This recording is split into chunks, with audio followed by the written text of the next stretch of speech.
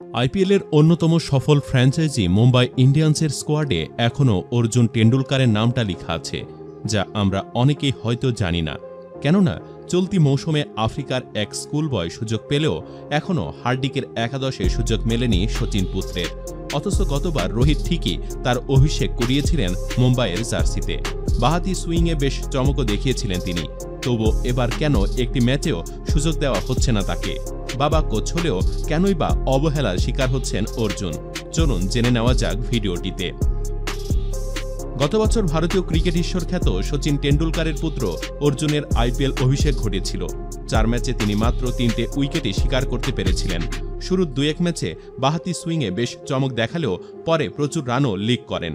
একটা ম্যাচে তিনি ব্যাট হাতে বিশাল এক ছক্কা হাঁকিয়েও সবাইকে চমকে দিয়েছিলেন।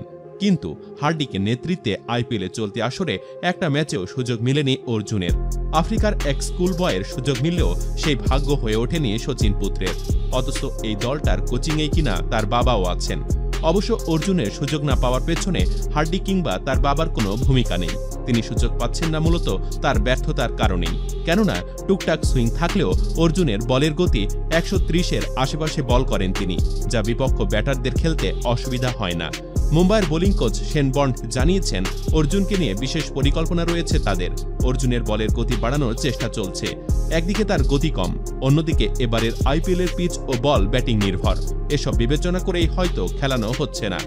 গতবার হায়দরাবাদের বিরুদ্ধে এক ম্যাচের শেষ ওভারে অর্জুনের বোলিং নজর কেড়ে নিয়েছিল। তেমনি পাঞ্জাবের বিরুদ্ধে এক ওভারে 31 রান দিয়ে খলনায়ক হয়ে গিয়েছিলেন।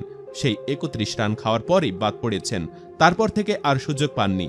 অথচ খুব কম ক্রিকেটারই অর্জুন টেন্ডুলকারের মতো প্রচার পেয়েছেন ইন্ডিয়ান প্রিমিয়ার লিগে, এবং এটাই স্বাভাবিক, বিশেষত তার নামের কারণে। অর্জুনের বয়স 24। বাঁহাতি এই মিডিয়াম পেস বোলারের বোলিংয়ে এমন কিছু নেই যা আলাদা করে নজর কাটতে পারে।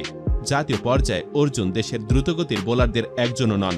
শুধু নামের কারণেই তিনি এত আলোচনা কুড়িয়েছিলেন।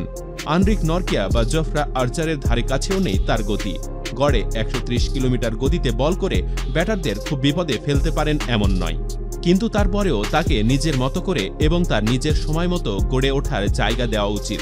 এটুকু তিনি পেতেই পারেন। সেটা পাচ্ছেন না হয়তো শচীনের ছেলে বলেই। অনেকে মনে করেন তারকার সন্তান হওয়া সুবিধা, আদতে তা নয়। তারকার সন্তান হলে শুরুতে লোকে ফোকাস দেয় ঠিক আছে, কিন্তু ব্যর্থ হলে এতটাই সমালোচনা করে যে আর ঘুরে দাঁড়ানো সম্ভব হয় না। আজকে অর্জুন শচীনের ছেলে না হলে তিনি ব্যর্থতার পরও সুযোগ পেতেন, তখন সফল হওয়ার সম্ভাবনা থাকত। কিন্তু শচীনের ছেলে বলে তেমন সুযোগ দেওয়া হচ্ছে না, স্বজনপ্রীতির অভিযোগ উঠবে বলে। সুপ্রিয় দর্শক, আপনি কি বলেন?